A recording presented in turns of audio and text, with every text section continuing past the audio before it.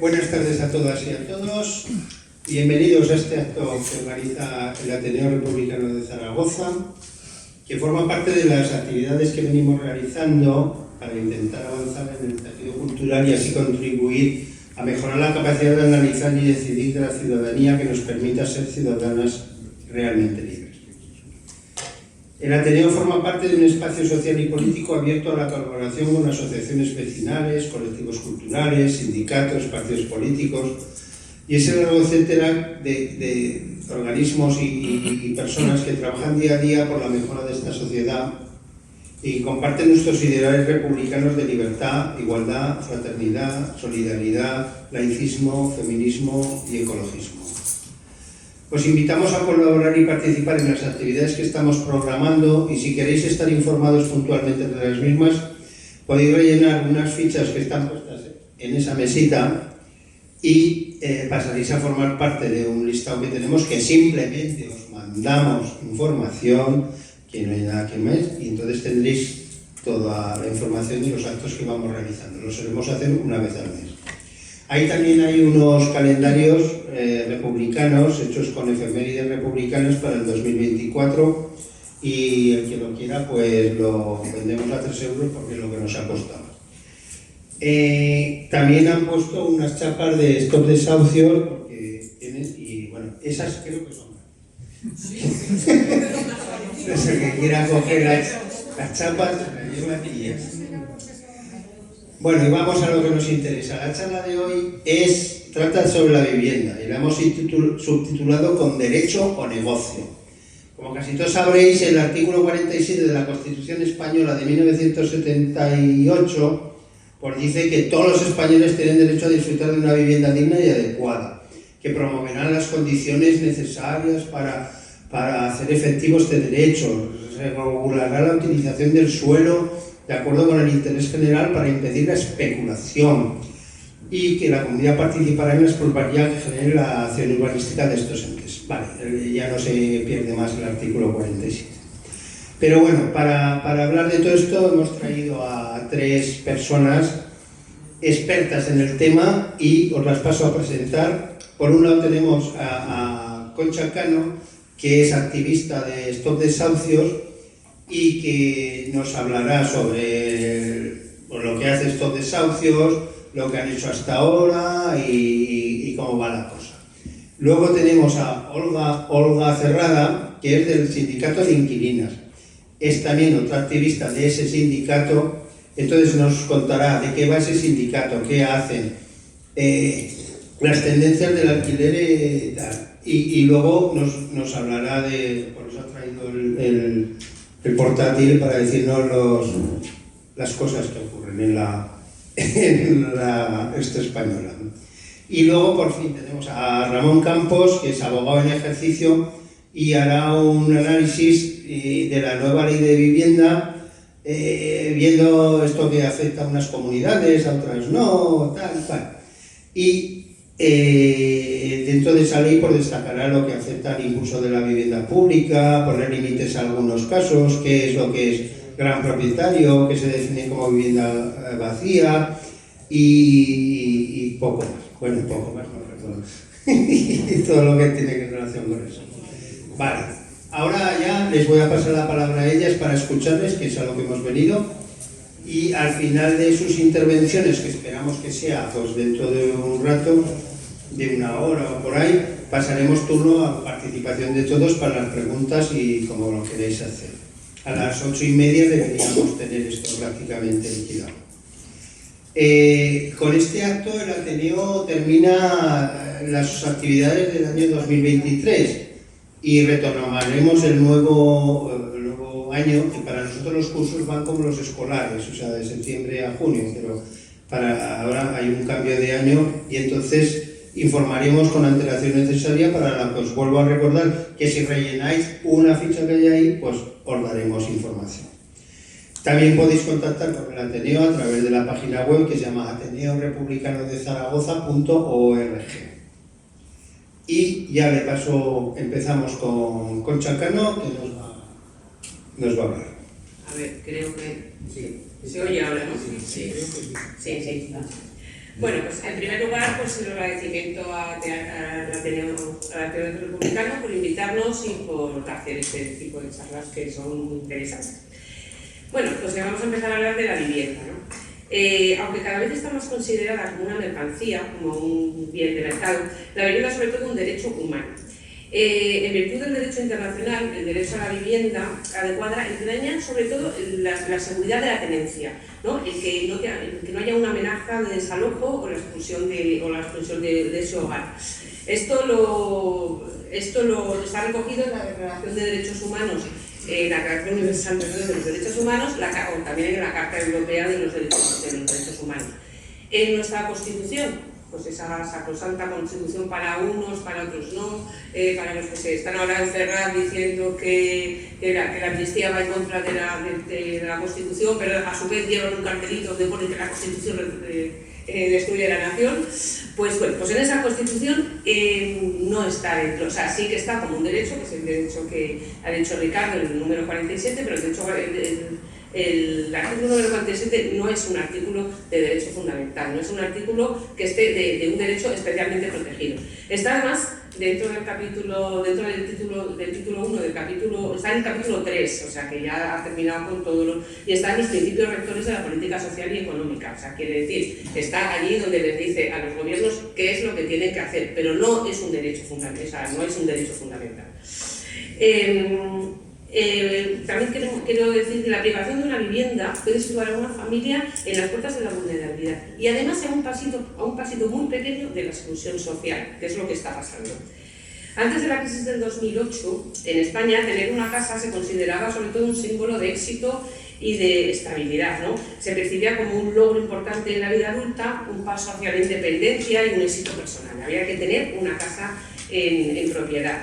De hecho, en 2007, en España, el 87% de los ciudadanos tenían el hogar en propiedad, frente, por ejemplo, a un 60% que lo tenían entonces los europeos. Y esto contrastaba mucho con el modelo de alquiler, al que no entraba nadie, que nadie quería, o sea, la gente quería seguir tener propiedad. Este concepto de propiedad no es igual que en las décadas anteriores. En los años 50, en la década de los 50, la propiedad era de un... O sea, los españoles solo vivíamos en alquiler el 51% de los españoles. Eso en toda España, pero si ya venías a las ciudades, porque fue entonces cuando empezó la inmigración a las ciudades y todo eso, era el 90%. Pero durante la época franquista hubo un proyecto político, durante esa época, que se hizo el primer Ministerio de Vivienda, y un señor falangista de pro que se llamaba José Luis Arrese, que fue ese que dijo no quiero un país de proletarios, sino de propietarios, o al revés, no me acuerdo cómo lo dijo, no recuerdo eso, pues es lo que sigue, eso también en la democracia cuando llegó en el 78, seguimos con la misma cultura, con la misma política, la misma cultura en cuanto a vivienda. Se creyó, además, hubo una creencia generalizada durante muchísimo tiempo que el precio de la vivienda siempre iba a subir, ¿no? Que tú podías embarcarte en una deuda muy grande, pero en el caso de no poder pagar la hipoteca, pues siempre podías vender el piso porque el piso nunca iba a bajar, siempre ibas a poder ver y además ibas a ganar el dinero con él. Entonces, pues no se veía ningún riesgo hacer todo esto.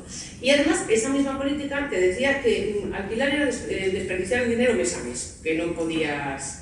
Pero llega la crisis global del 2008 y, fue una crisis global, en Europa pero en España fue todavía peor. ¿Por qué? Porque aquí la burbuja inmobiliaria estalló en todos los sitios, pero es que aquí dependía mucho, era uno de los pilares fundamentales que teníamos en la economía, ¿no? Entonces, la tasa de empleo subió muchísimo, subió hasta un 26%, nos acordamos de los 6 millones, me parece, de parados que teníamos, y además es que entre los jóvenes el desempleo llegó incluso a tener el 40%.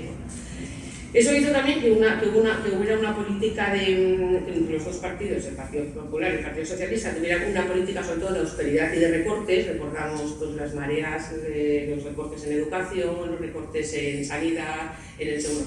tuvieron una... Y en ese momento, además de todos esos recortes, aparece el tema de los desahucios, ¿no?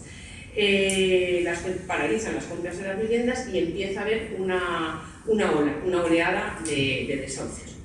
Los afectados por estos desahucios además tienen unas características, bueno, más o menos específicas. La mayoría de ellos habían firmado las hipotecas en los años previos a la crisis. Estamos hablando de últimos de 1990 y tantos y los primeros de los 2000.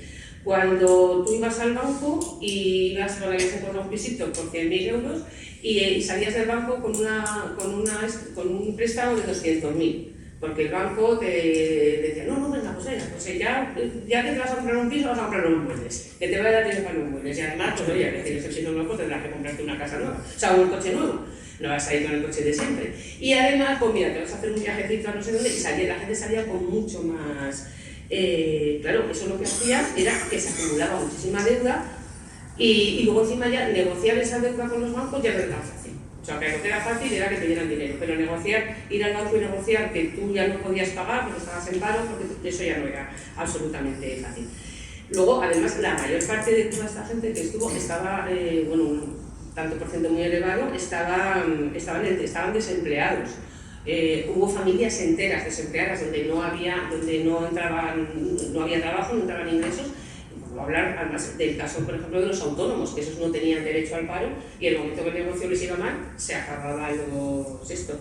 Luego, las viviendas, cuando las viviendas habían menores o mayores o abuelos, era todavía mucho más problemático el desahucio. Y según los datos que tiene la PA en su página, solo un 13% de las viviendas que entonces fueron desalojadas, solo un 13% no tenían ningún menor. Y entre el 70 y el 80% de esas tenían más de dos menores a cargo.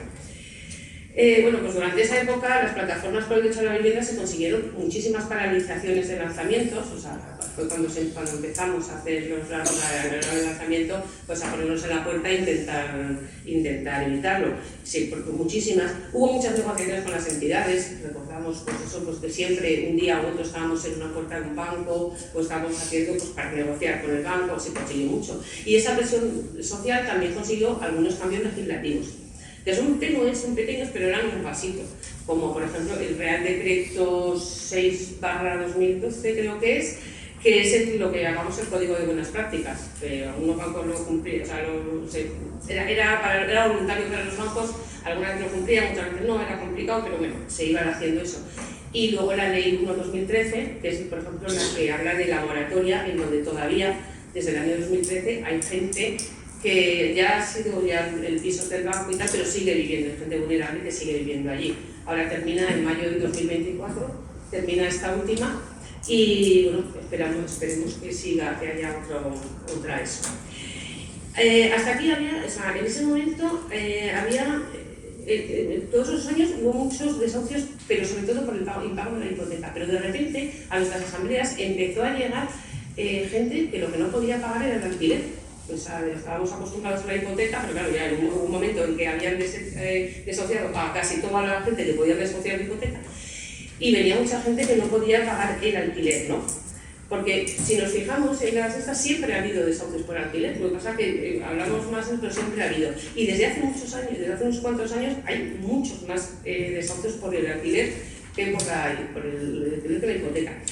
Nosotros en las asambleas hemos llegado a tener gente que ha sido desahuciada por impago de la hipoteca, por impago del alquiler y ha sido desahuciada luego por ocupación. O sea, en concreto, ahora me estoy acordando de mi compañera que está por ahí, de Gloria y José, que fueron desahuciados por esos tres, ¿no? Luego no vamos a hablar más del alquiler porque luego la compañera del sindicato hablará de todo eso. Bueno, pues entonces, luego, después de unos años parece que hay una recuperación económica y ha surgido otra vez el marco pre-crisis, ¿no? No hay no se venden tantas viviendas, pero, volvemos otra vez a que la atención mediática hacia los desahucios ha disminuido. Ya, si nos fijamos en la televisión, no salen los desahucios. Cuando tenemos algún desahucio ya no vienen como antes todas las televisiones, nos cuesta bastante, nos cuesta mucho movilizar a la gente, a los ciudadanos, pero también a los medios. O sea, porque la sensibilidad social en torno a este tema también se ha rebajado mucho. Además, durante estos años ahora que parece que ha habido, pues también ha habido cambios en la agenda política, o sea, ha habido propuestas de leyes, estoy acordando una propuesta del PDK para conseguir que los desahucios se aceleren, o sea, para una aceleración, para que se agilicen, para que estén más, que además se aprobó. Eso ha generado bastante debate, pero al final se han aprobado las leyes para que los farmacias. Pues en este momento España se posiciona como tercer país europeo con más hogares que enfrentan retrasos en el pago del alquiler o de la hipoteca. Tenemos un 6,5 de los hogares afectados, cifra que aumenta mucho cuando hablamos de hogares con menores, que ya es un 8,5, y eso dobla lo que la media europea, o sea, lo que los europeos tienen problemas, para eso, pues aquí la doblamos. Y la problemática ya, cuando son familias con menores, pues es el 70 y el 80% de los desahucios son con menores. Y luego muchos de ellos son por familias monoparentales, que generalmente, no siempre, pero generalmente son niños con madres a su cargo. Esos son la gente más vulnerable. Bueno, pues a pesar de las medidas implementadas también durante la pandemia, como las moratorias, la reducción de desahucios, en el actual contexto, también hablará la compañera, del mercado de la vivienda, plantea un riesgo de devolver a muchísimas familias otra vez a esas situaciones de vulnerabilidad que ya vimos hace un tiempo. Para atender estas necesidades sociales, se estima que se necesitarían alrededor de 1,5 millones de viviendas sociales, ¿no? España tiene uno de los parques de vivienda más pequeños de Europa, tiene un 1,5. Bueno, según como lo veas, pues podemos hablar de, algunos hablan de un 1, otros de un 1,5 y otros un 2. He cogido la media, que es el 1,5, pero frente a países como Países Bajos, Holanda, para mí siempre ha sido Holanda, pero se llama Países Bajos, tiene un 30% frente a nuestro 1, o Austria, que tiene un 24%, Dinamarca un 21%, Suecia un 19%, Francia e Inglaterra, que no son los que más tienen un 10%, y nosotros tenemos un 1,5%, ¿no? Este bajo presupuesto, el bajo presupuesto destinado a la provisión pública de vivienda y la orientación a la financiación de la vivienda de propiedad son las principales causas del problema que tenemos. En los últimos años, el porcentaje del salario mensual destinado al pago del alquiler ha aumentado significativamente en España, pasando del 28% que se utilizaba del salario en el año 2015 al 40% en el 2019 y en algunos casos hasta el 60% que se está utilizando ahora dentro de los ingresos familiares. El Gobierno ha extendido la suspensión de los desahucios para proteger a los hogares más vulnerables, pero a pesar de estas medidas, la situación de desahucios persiste y las familias continúan quedándose sin hogar. Esta emergencia habitacional, lejos de resolverse, se ha convertido en un problema crónico y requiere acciones urgentes de las autoridades competentes. Son necesarias políticas públicas para garantizar el derecho a la vivienda para todos los ciudadanos. Son insuficientes las medidas adoptadas y se cuestiona cómo, a pesar de esta moratoria estatal de desahucios, diariamente 174 familias siguen siendo desalojadas. Las administraciones, como siempre, parecen ceder ante la presión de los bancos y de los fondos de inversión, que son los que están considerando siempre la vivienda como un bien de mercado en lugar de ese derecho fundamental que hemos hablado antes, ¿no? Se necesita además una voluntad política real para abordar esta situación y creemos en la importancia de que los políticos estén al lado de la ciudadanía y especialmente de las familias más vulnerables. La situación que se vive en España actualmente es dramática. Antes de las elecciones del 23 de julio, Pedro Sánchez anunciaba a bombo y platillo, es como le gusta aquí esto de anunciar a bombo y platillo, les encanta, medidas para paliar la emergencia habitacional, como la obtención de 20.000 viviendas para el alquiler asequible, no social, y muchas más, creo que dijo unas 200.000, para aumentar el parque social.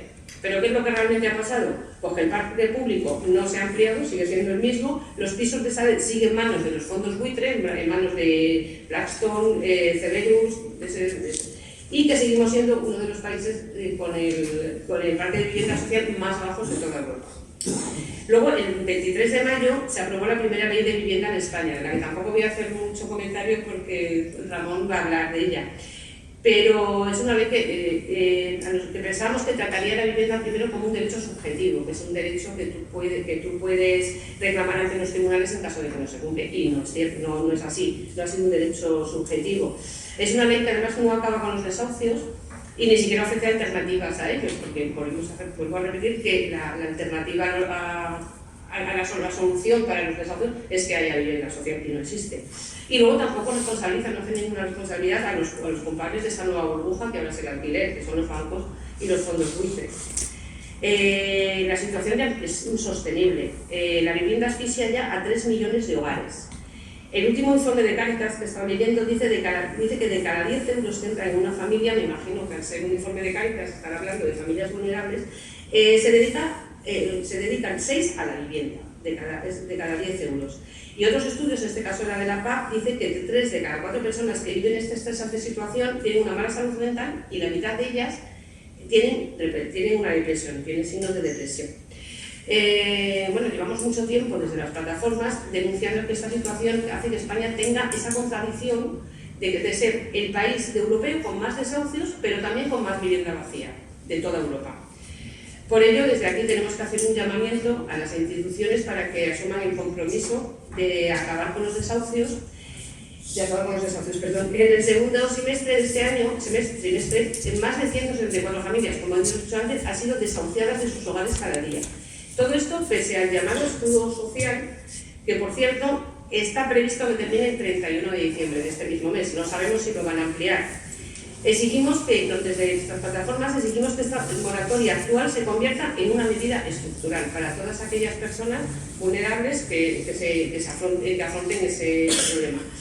Y que se ponga en marcha además un plan que obligue a bancos y a fondos de inversión a hacer alquileres sociales a las familias vulnerables. De lo contrario, volveremos a vivir un tsunami de desahucios por impago de alquiler el próximo año 2024. Para dar solamente para dar unos datos para que veamos qué es lo que ha supuesto el escudo social y lo que puede suponer terminar con ese escudo, vemos que en España en el 2020 fueron recibidos en los juzgados 53.911 procedimientos de desahucio, de los que finalmente fueron ejecutados 29.406. Por tanto, ese año, en 2004, hubo 24.000 familias que siguen en sus hogares, pero pendientes de que termine este Real Decreto, o sea, que no se vuelva a este Real Decreto, y ahí están. Es que en el 2021, de 2021 hay 23.000 familias que también están en esa situación. En el 2022, 25.000. Y en el 2023, que solo tenemos los 3 primeros trimestres, porque el 4 lo tendremos en el mes de marzo, 16.000. Por tanto, hay 90.078 familias que están esperando un desahucio en el momento, y ese desahucio vendrá en el mismo momento en que este escudo social y pues se acabe. Y esto es.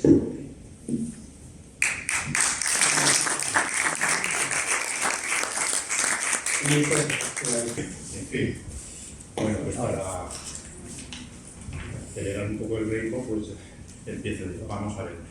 Yo voy a hacer un breve análisis de la nueva ley,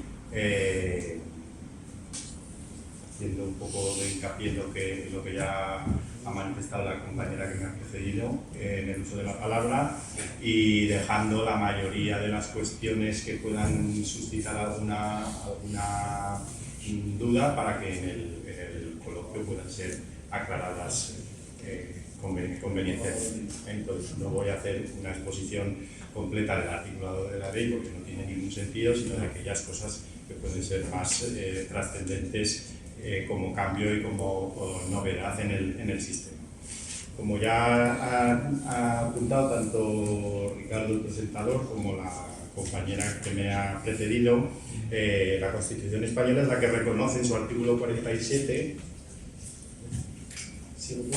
en el artículo 47, el derecho de todos y todas al disfrute de una vivienda digna y adecuada.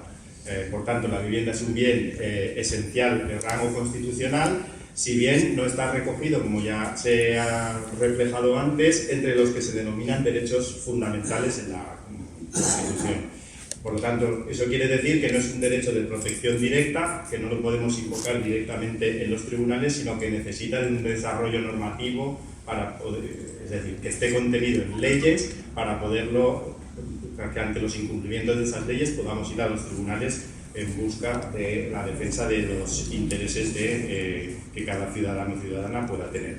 Por lo tanto, no son de protección directa, sino que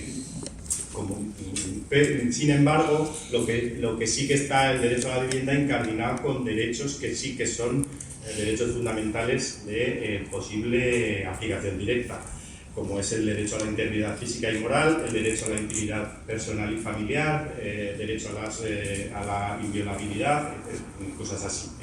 Pero entonces tendríamos que ir para la defensa de nuestro derecho a través de esas otras figuras si queremos invocar la defensa directamente con un rango constitucional de la posible vulneración de cualquiera de nuestros derechos. Por lo tanto, no es un derecho de los contenidos en el capítulo de derechos fundamentales, pero sí que hay aspectos que influyen en la relación de las personas con su vivienda que sí que pueden estar incardinados dentro de lo que son derechos fundamentales. Por lo tanto, a veces podemos ir por esa vía para salvaguardar de una mejor manera nuestros derechos.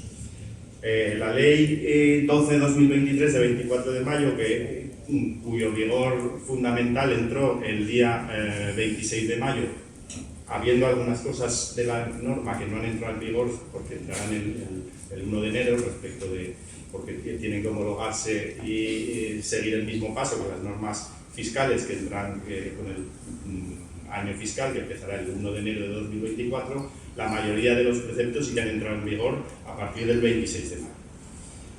Y es la primera ley estatal reguladora del derecho a la vivienda desde la aprobación de la Constitución. Si bien, como la propia Constitución recoge en los articulados relativos a las comunidades autónomas, la materia de la vivienda sí que se regula, está acogida por la totalidad de los estatutos de autonomía de las comunidades autónomas de nuestro Estado y por lo tanto sí que existen numerosas leyes en el sector de la vivienda a nivel autonómico. Y además hay otras leyes estatales, porque hay materias relacionadas con la vivienda que son únicamente estatales, como la planificación como algunos aspectos de la planificación urbanística y las leyes fiscales que tienen trascendencia en el mundo de la vivienda. Lo primero que tenemos que tener en cuenta al hablar de la vivienda y del derecho a la vivienda en nuestro país es que el ámbito de la vivienda es muy complejo y muy diverso en nuestro Estado.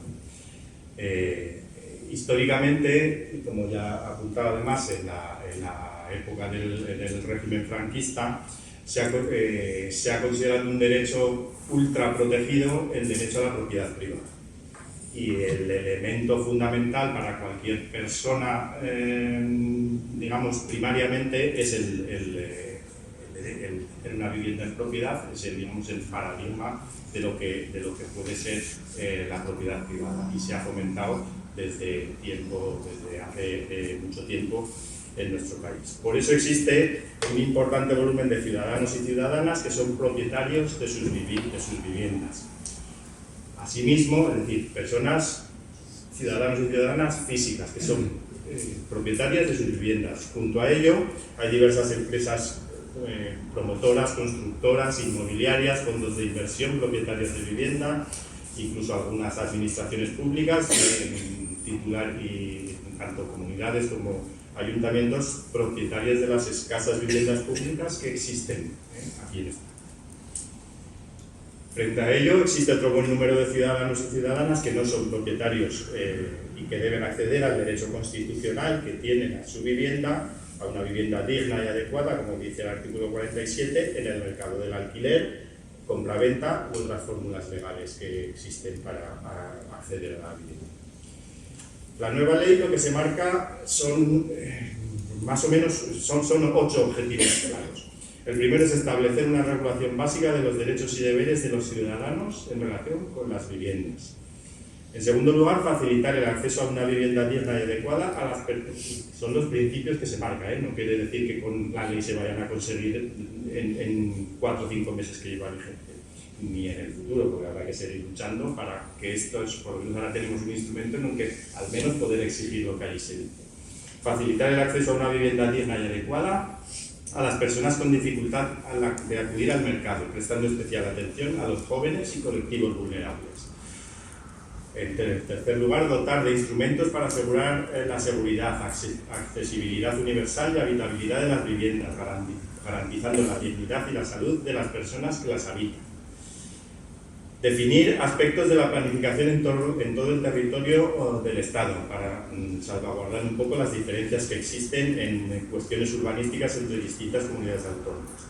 Regular el régimen jurídico básico de los parques públicos de vivienda, que de esto hablaremos un poquito más adelante. Favorecer el desarrollo de tipologías de viviendas adecuadas a diversas formas de convivencia. Bueno, aquí da la impresión de que lo que se está refiriendo es a salvaguardar un poco y fomentar ese otro tipo de viviendas un poco más colaborativas y compartidas que en otros países, sobre todo en el norte de Europa, existen, pues con más servicios comunes que los actuales que tienen las comunidades de propietarios, de la calefacción o la antena, sino pues desde comedores, servicios de lavandería, etcétera, y las tipologías de viviendas, las que se están planificando ahora, pues para residencias de las personas que van alcanzando cierta edad, tener zonas compartidas, etcétera, ¿vale? Mejorar las operaciones de compraventa y alquiler, introduciendo mínimos de información y transparencia exigibles por todos los ciudadanos. Y esto sí que es muy importante también, el favorecer la rehabilitación y adaptación de las viviendas existentes a los parámetros de accesibilidad y ahorro energético exigibles en la normativa actual. Yo entiendo que la ley debería de hacer muchísimo más hincapié en fomentar y en facilitar la rehabilitación del parque de viviendas muy deteriorado que existe en nuestro país. Algo muy poquito se está haciendo, pero algo se está haciendo. Y también hablaremos un poquito de qué es lo que está pasando con las viviendas pequeñas, escasos metros, de mala calidad, sin ascensores, etcétera, lo que está sucediendo en numerosos núcleos urbanos. Para conseguir todo esto, la ley regula las siguientes materias. Algunas son novedosas en nuestro sistema legal. La ley a nivel teórico lo que sí que hace es un impulso a la vivienda pública, fundamental en nuestro sistema. Como ya ha hablado mi compañera, actualmente en España, digamos que de más o menos de los 18,6 millones de hogares que existen, tan solo 290.000, que es una cifra ridícula, que representan un 1,6%, son de titularidad pública. Frente a este dato, Francia, Reino Unido, Suecia, Países Bajos o Dinamarca superan el 15%, y por ejemplo un país como Austria, algo más de ese porcentaje. Es decir, no tiene nada que ver el parque de vivienda pública que existe en España con lo que existe en nuestro entorno. Entre otras cosas, aquí tenemos entre el público al último alcalde que ha hecho vivienda pública en Zaragoza. Esta insuficiencia de vivienda pública lleva a que nuestro país lleva muchas cosas, pero por ejemplo, a que la media de emancipación de los jóvenes aquí es de 29,8 años, es decir, prácticamente 30 años, frente a los 26 años de la media de edad de emancipación europea, porque es mucho más fácil acceder a una vivienda pública en unas condiciones económicas asequibles para la persona que está incluso estudiando o con los primeros empleos, con unos salarios no especialmente altos, pero que pueden acceder a la misma. Se plantea la regulación de los parques de vivienda pública para evitar operaciones como las que ya han sucedido en diversas comunidades autónomas, de venta a fondos de inversión, como ya ha sucedido principalmente en la Comunidad de Madrid. Se planifica la calificación indefinida de la vivienda protegida para garantizar que siempre esa vivienda construida va a ser una vivienda protegida, dificultando y eliminando en algunos casos la posibilidad de descalificación, que todos habréis conocido casos de de viviendas protegidas que luego se han descalificado y se pueden vender a precio libre. En este caso se limita, en la ley lo limita, y en el caso de las que pudieran hacerse, porque ahora aquí se entrelazan normativas de comunidades autónomas, incluso se plantea la posibilidad de que haya que devolver todas las ayudas que se hayan podido recibir en el caso de que se pudiera llegar a desclasificar esas viviendas. Y después lo que sí que es importante es la reserva de suelo para viviendas públicas en los distintos planes urbanísticos que se realicen.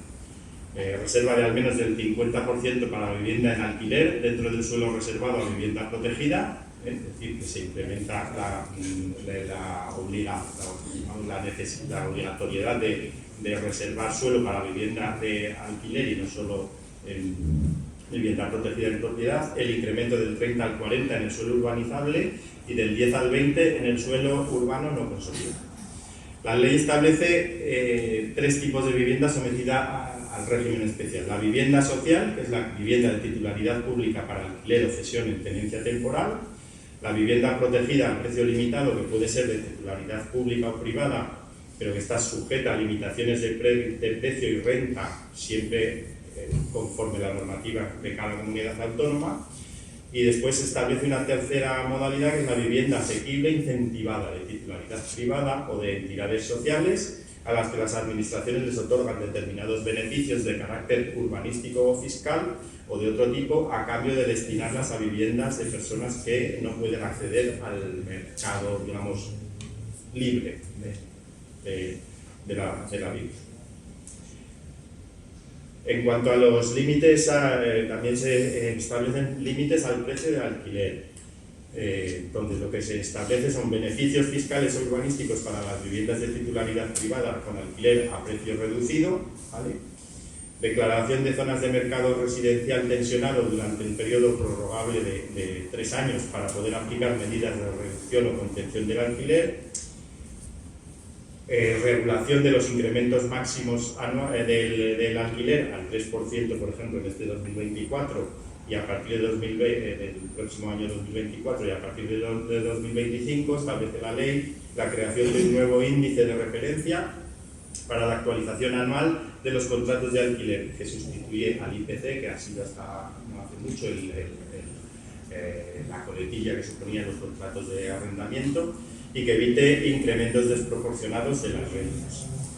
En las zonas declaradas tensionadas, y luego diremos cuáles son, la posibilidad de prórroga extraordinaria anual para el arrendatario tras la finalización del contrato, con la obligatoriedad de asumir esa prórroga por parte del arrendador. Los nuevos contratos a inquilinos con limitación de la renta al contrato anterior, es decir, que si se acaba un contrato y entra un nuevo inquilino, no se pueda poner ahora la renta que se quiera, sino que tiene que haber una progresión y una proporción limitada respecto a la renta anterior. Entonces, para evitar un poco que cuando subían los alquileres en una zona, el casero estaba siempre intentando que el inquilino se marchara porque sabía que luego o negociaba con él una renta muy alta o entraba alguien y iba a pagar mucho más, ¿vale? Y la posibilidad de aplicar los límites a los sistemas de índices de precios de referencia también a las viviendas que no hubiesen estado arrendadas en los últimos 5 años, ¿vale? También se pretenden establecer en la ley unas mejoras para fortalecer el equilibrio en las relaciones entre el arrendador y el arrendatario. Así se establece una prórroga extraordinaria de 1 año a los contratos de arrendamiento por situaciones acreditadas de vulnerabilidad social o económica, y se establece que los gastos de gestión inmobiliaria y de formalización serán a cargo del arrendador. Por ejemplo, la comisión de la agencia, que antes normalmente la pagaba el arrendatario, pues ahora la tiene que pagar el arrendador. En cuanto a la protección contra desahucios, que ya lo hablaremos en el coloquio, se establecen unas leves mejoras para garantizar una comunicación efectiva entre el órgano judicial y los servicios sociales, que logre así una atención rápida a las personas en situación de vulnerabilidad. Es decir, esto es lo que ya manifestaba Juan Mayor, que es muy poco ambicioso esto, simplemente se mejora un poquito para evitar algunas situaciones, pero no se retrasan ni se eliminan ni se... Y este otro punto, pues lo mismo, buscar soluciones habitacionales para los afectados y mientras estas soluciones llegan se amplían los plazos de suspensión de los lanzamientos en los procedimientos judiciales. Cuando el demandante sea un gran tenedor y la demanda de desahucio afecte a personas vulnerables, deberá acreditarse la aplicación de un procedimiento de conciliación o intermediación que es previo al procedimiento judicial. ¿Vale?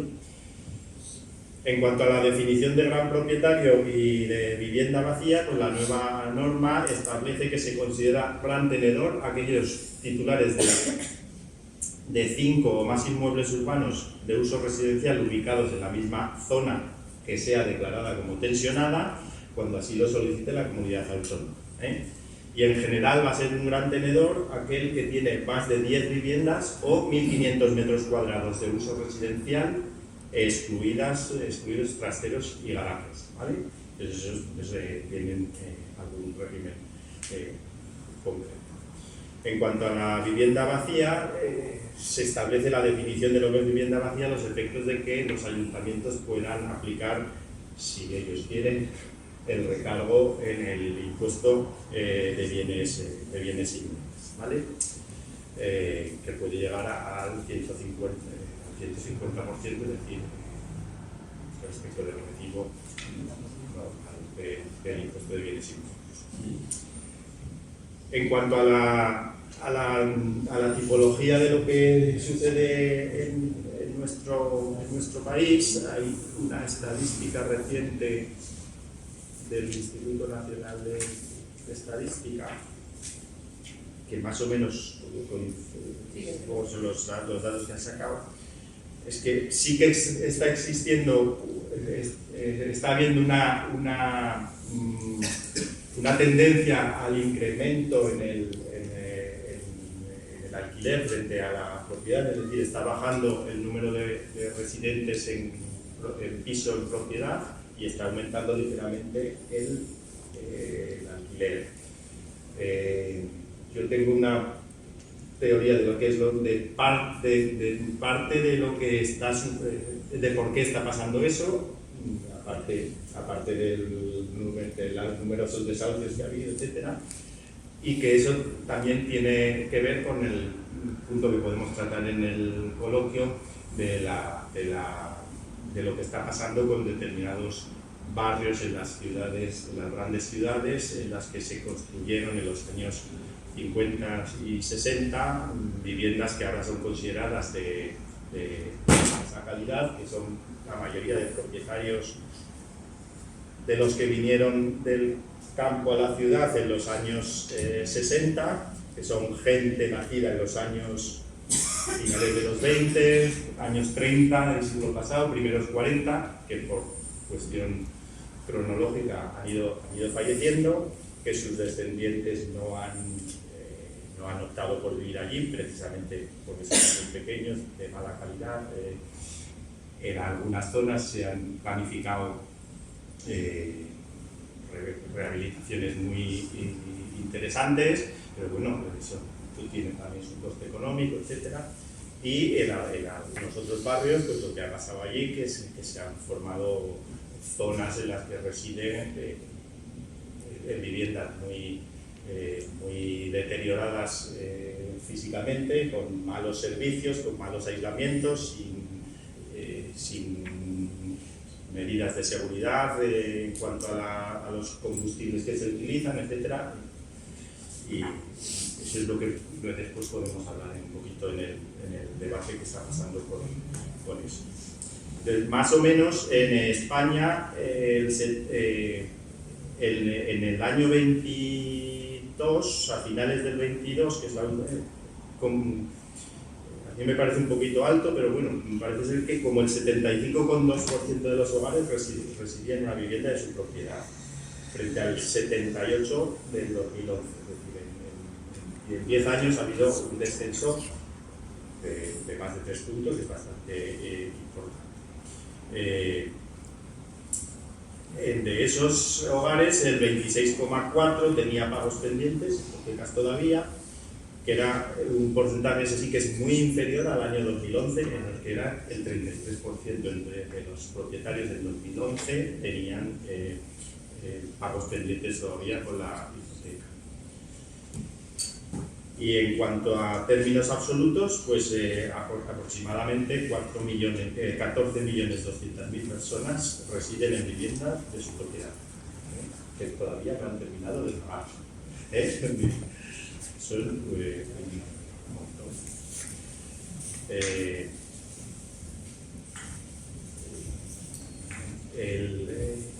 La ley, en mi opinión, se queda corta en muchas cosas. La protección a las personas vulnerables, digamos, más directamente.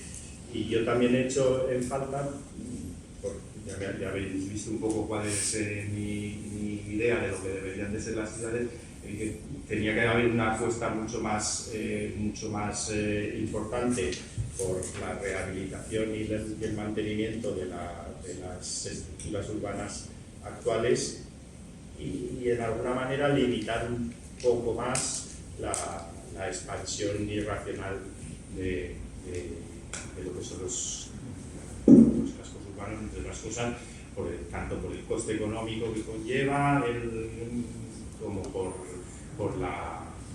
sobre todo por lo que está pasando en Zaragoza, es un ejemplo claro de lo que está pasando en el centro de Zaragoza, ¿no? Y hay muchas zonas que están vacías de residentes y que lo único que hay son comercios de franquicias que nos da igual estar en Zaragoza que en Estocolmo que en Pamplona, porque son exactamente las mismas. Bueno, yo creo que... Gracias, Ramón. 17, 18 por ahí, ¿sí? Para luchar por un acceso igualitario a la vivienda en Aragón y para defender nuestros derechos como inquilinas. Entendemos la vivienda como un derecho y no como un negocio, que por eso pues, estamos compartiendo mesa aquí con pues, las compañeras que acaban de hablar. Y también somos de carácter federal y trabajamos en red con los sindicatos de Madrid, de inquilinas, tanto de Madrid como de Cataluña, ¿vale? De Barcelona. Porque entendemos pues, que solo a través de la lucha colectiva y la organización social conseguiremos una vivienda digna, justa y asequible. ¿Qué hacemos aquí en Zaragoza? Pues, por un lado, al ser de carácter federal, hacemos las campañas estatales y tenemos difusión en redes y demás de las diferentes campañas que organizamos.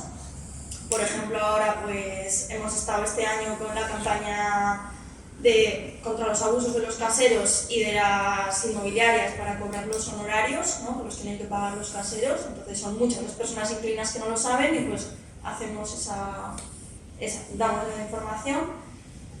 Luego, esta es como la pata más fuerte, así más aterrizada en la ciudad, que es el asesoramiento colectivo semanal. Nos juntábamos pues, hasta cuando pudimos en el Buñuel y ahora nos juntamos en la asociación del Casco Viejo, de la Asociación de Vecinos Lanuza, en la calle San Pablo, los jueves a las 7.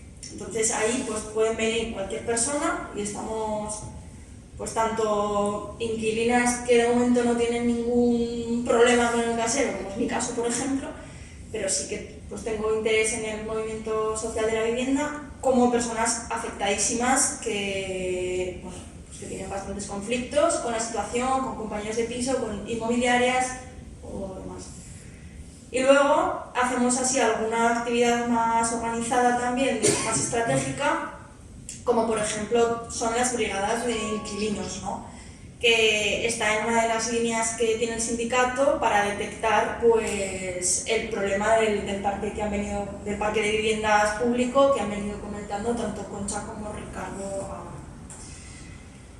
Bueno, pues el problema del alquiler y el ataque al derecho de la vivienda. Por un lado, pues lo que llevamos comentando toda la sesión del aumento de los desahucios. Son desahucios encubiertos, por así decir, las no renovaciones unilaterales, las no renovaciones por parte del arrendatario, del arrendador. Entonces, claro, lleva a las familias, cuando el contrato se te va a acabar, lleva a las familias en una situación de tensión muy alta y te genera muchísimo malestar, pues por lo que venía comentando Ricardo de la negociación. Ay, Ramón, perdón. Que venía la negociación que tienes y lo que te pueden subir el alquiler en ese caso. que ahora con la vivienda parece que está un poquito más protegido, pero bueno, en las zonas tensionadas, ¿no? Exacto.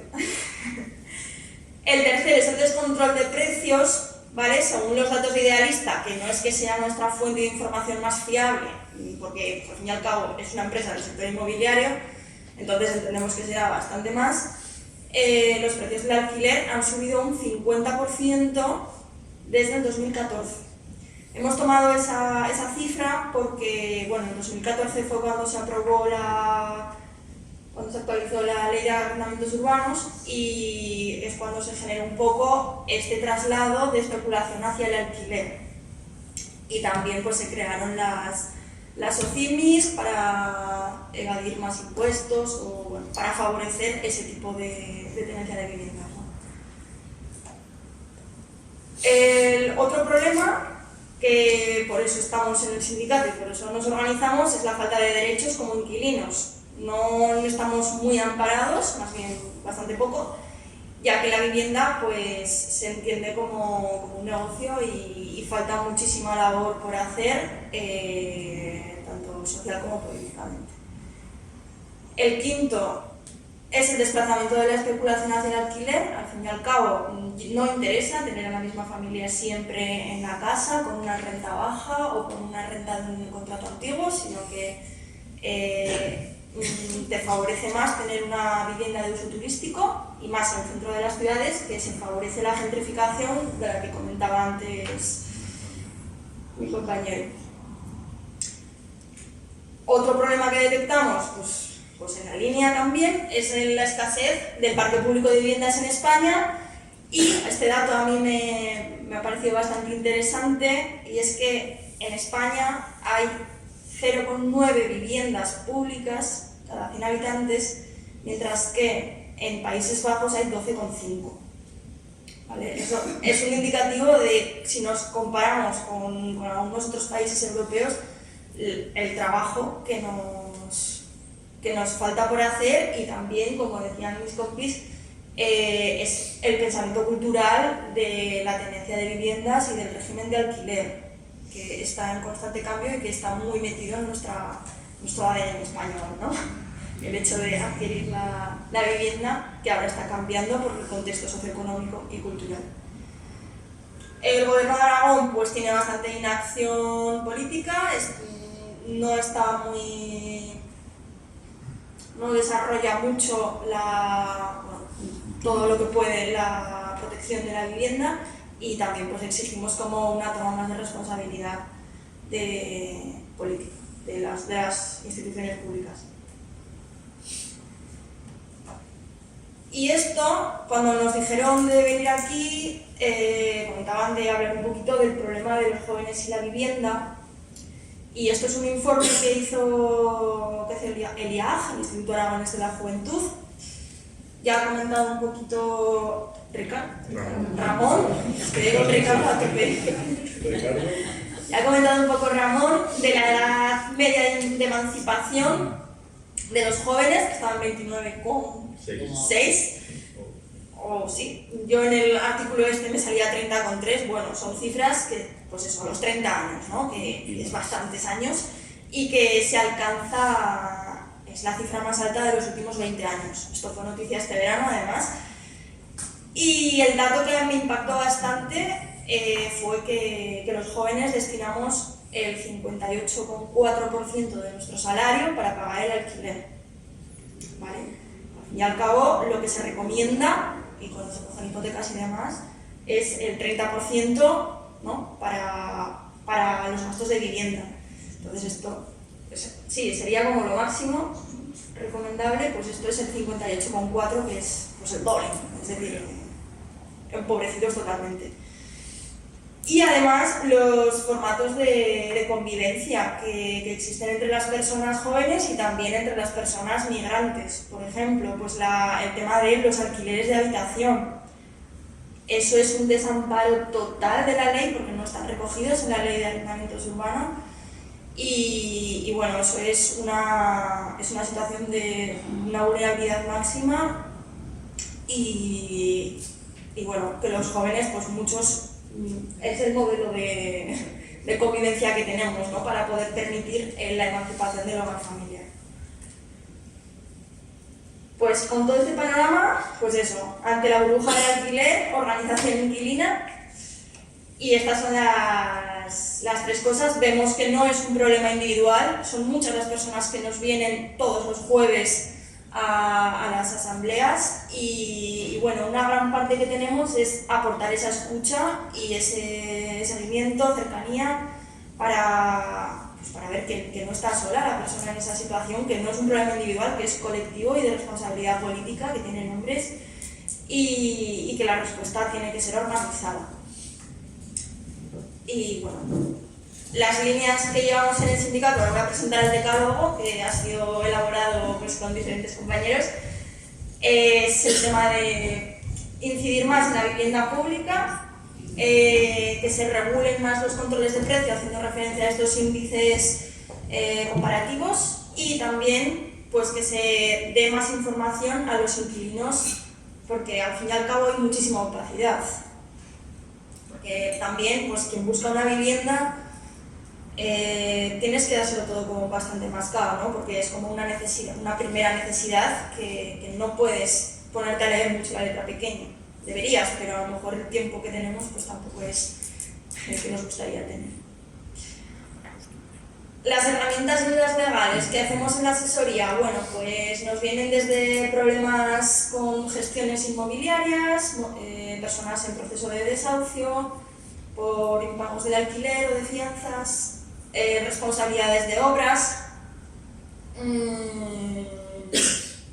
qué derecho extra puede tener si la persona tiene el certificado de vulnerabilidad del IAS, del Instituto Aragonés de Servicios Sociales, o así.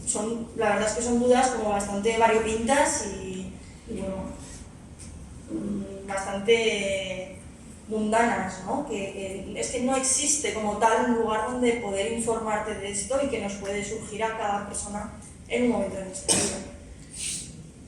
Por eso la respuesta, pues, además de ser colectiva, es que es del día a día, y una gran parte es eso, es la escucha y el sentirte que no estás solo. Ya para ir acabando, pues el decálogo que tenemos para construir el movimiento y tejer en los horizontes hacia un alquiler digno, libre de abusos, justos y estables, también, que esa es otra de esa es como la primera de nuestras motivaciones, por así decirlo, es que la garantía de renovación del contrato, ¿no? A día de hoy por ley son 5 años, entonces desde el sindicato pensamos que deberían de ser indefinidos, exceptuando alguna circunstancia en la que se pueda rescindir teniendo que ser tasada. ¿Vale? La segunda es la limitación del posible incremento anual de la renta del IPC. Esto ya son lemas, por así decirlo, en plan, ¿cómo se dice? Objetivos que ya están cubiertos, ¿vale? Por la ley, pero aún así pues, creemos que pueden ser más profundos y que hay trabajo también detrás de ellos, aunque ya haya un poquito en estas leyes, como la ley de vivienda. Por ejemplo, esta de la limitación del posible incremento anual de la renta del IPC, pues que nos gustaría establecer como obligatoria la actualización con IPC negativo también. El derecho a rescindir el contrato, sin preaviso, vale, tenemos que, si queremos irnos de una casa, ¿no? Tenemos que avisar con un mes de antelación, y en el caso del casero, pues bueno, si tiene sus circunstancias, también nos tiene que avisar con X tiempo, pero lo que nosotros solicitamos es que no tengamos que tener un preaviso ante determinadas circunstancias. Hay muchas viviendas que están alquiladas, que están pagando un precio bestial para las condiciones que hay de inhabitabilidad. Tanto de, pues lo que decía el compañero Ramón, de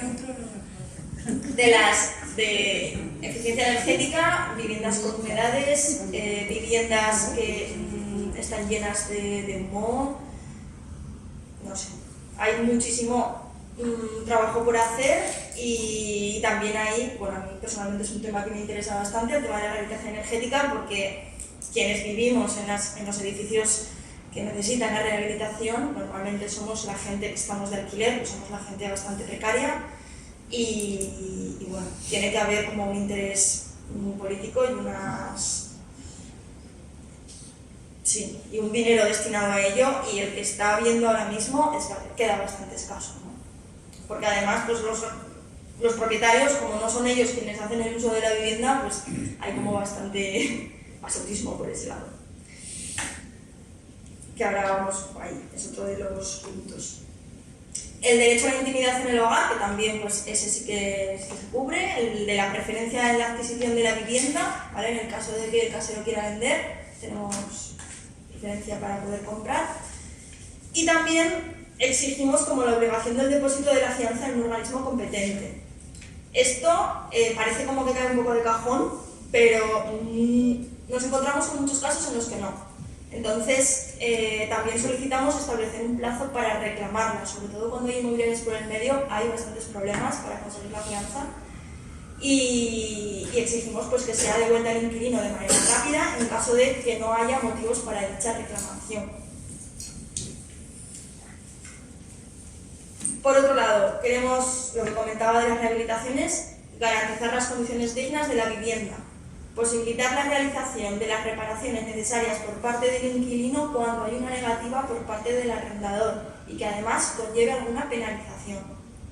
¿Vale? A día de hoy, la única opción que tienen los inquilinos es hacer la negociación con el casero de oye, tengo esta ventana reventada, me la tenéis que apañar. El casero puede darte muchas largas durante mucho tiempo, puedes llevarlo a juicio, debe cambiarte la ventana, pero es verdad que todo el tiempo que pasa donde tú estás con la ventana rota y el gasto de tiempo y de recursos que tienes, pues bueno, para ti es lo gasto.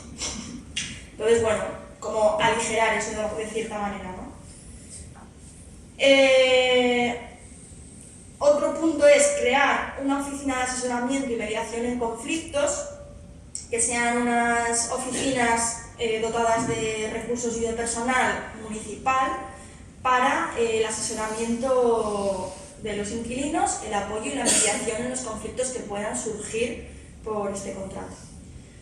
Dotar a estas oficinas de competencias para agilizar la resolución de los expedientes que así lo requieran y así no tener que tener un proceso judicial para cuestiones que pueden quedar cerradas pues, mucho más rápido, ¿no? Y por último, inclusión de información sobre estos derechos en el contrato. Al fin y al cabo, pues lo que decía, la letra pequeña, muy poca gente podemos y queremos y nos es deseado leerla, entonces transmitir esta información de lectura sencilla como una forma de promoción del conocimiento de los derechos y facilitar la lectura. Deberá figurar además en el contrato dónde está la oficina de esa localidad, donde se esté cumpliendo el contrato, dónde está citado el lugar, o el lugar donde consultarlo. ¿Vale? Entonces esto daría amparo pues, de manera territorial a todos, a los municipios pequeñitos que hagan referencia pues, a la oficina municipal de vivienda más cercana, como pues, de las grandes ciudades. Y ya estaría. Deciros pues eso, que estamos todos los jueves en la Asociación del Casco Viejo. Tenemos 2 asambleas hasta fin de año. No sé, somos gente de diferentes edades, de diferentes nacionalidades y bueno, que para mí la verdad es que ha sido como un regalazo el venir aquí y el meterme ahora a esta lucha, porque creo que es uno de los conflictos más importantes que tenemos en el Estado y bueno, toda fuerza es necesaria. Así que os invitamos a pasaros por la asamblea si os apetece. Muchas gracias.